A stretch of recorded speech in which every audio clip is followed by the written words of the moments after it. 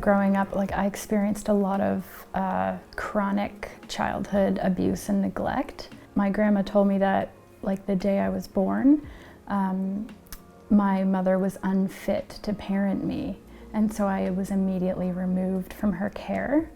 Starting that day, there was just this cyclical pattern of her not being able to manage her mental health. She suffered from addiction and a lot of emotional pain from her childhood.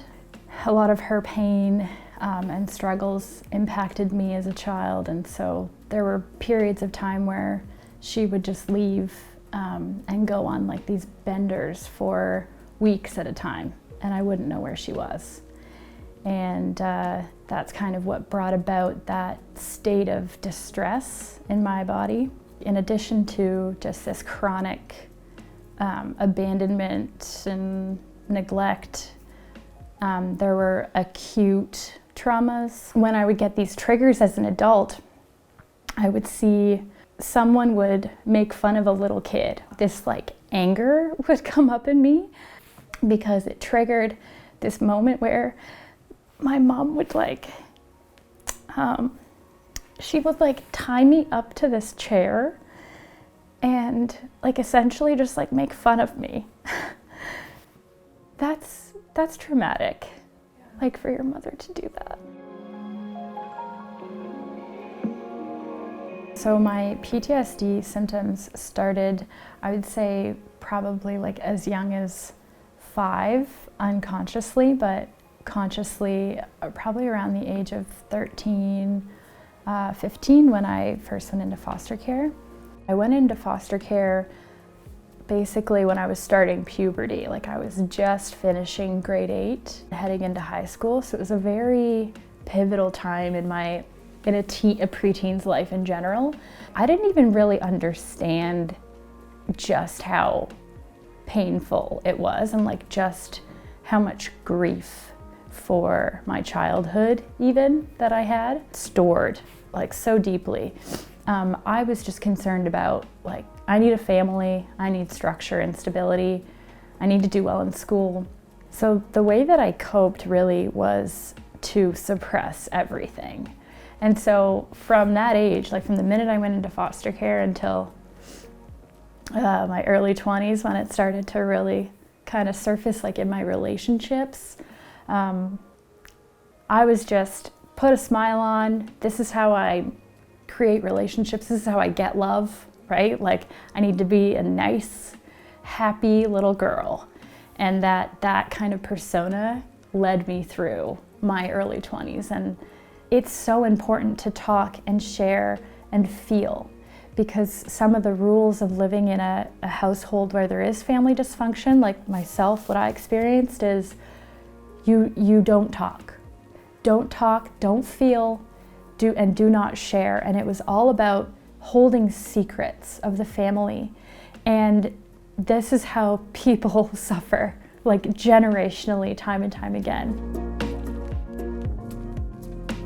If any kind of conflict arises, right? Because I have witnessed so much of it, and what my past tells me, what that ends up looking like is, jail, death, really extreme. What hypervigilance has me do is scanning my environment and scanning people obsessively for their comments, right? How they're showing up, so that I can, I want to anticipate everyone else's feelings and thoughts before they even speak to me. The main events or triggers, symptoms that started to appear that led me to getting a diagnosis, my husband had got a new job, and the job required him to travel long distances out of country for long periods of time. When he went away, that first trip, I immediately, all of the feelings of distress that I felt in my body when my mom would go away, they came back.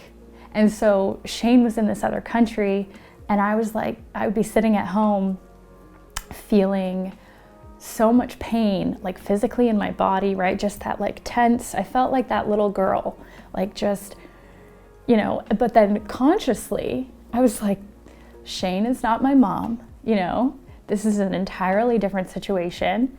He's on a work trip, right?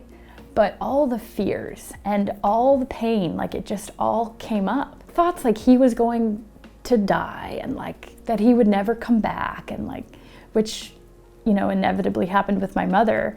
What compounded that PTSD like symptomatic experience for me was the shame I felt and the embarrassment I felt for having those feelings. And so I identified in therapy that it's the coming and going of this person that you're establishing the most intimate relationship other than my mother. And, you know, that's where the trauma lays. Becoming closer to Shane and learning how to trust another again, and learning that, you know, if I want to have a healthy relationship, I do have to put my faith into another person. I can't do this alone now. Like I have to learn how to talk about my feelings. I still go to therapy, relational therapy, once a week. I really love just holding that hour for myself once a week to feel and reflect as a preventative measure to process, so that things don't kind of boil up over time. As scary as it is to process childhood trauma, like there is a light at the end of the tunnel. And it's okay if you don't always see it. It's messy, and like grief is messy, like, and the whole process of recovery is messy. There was a bit of stigma around, oh, well, PTSD is just for war veterans. Got me really thinking just how limited of a perspective people might have about chronic childhood trauma in general and how it really impacts people as adult, like into their adulthood. Everybody's trauma looks very different, and it doesn't matter what you've experienced, but if we're not aware of, you know, how it's impacting us personally and then potentially our children, right? Or how our grandparents were impacted, like if we're not really looking back at how this is kind of a pattern, how are we going to break it?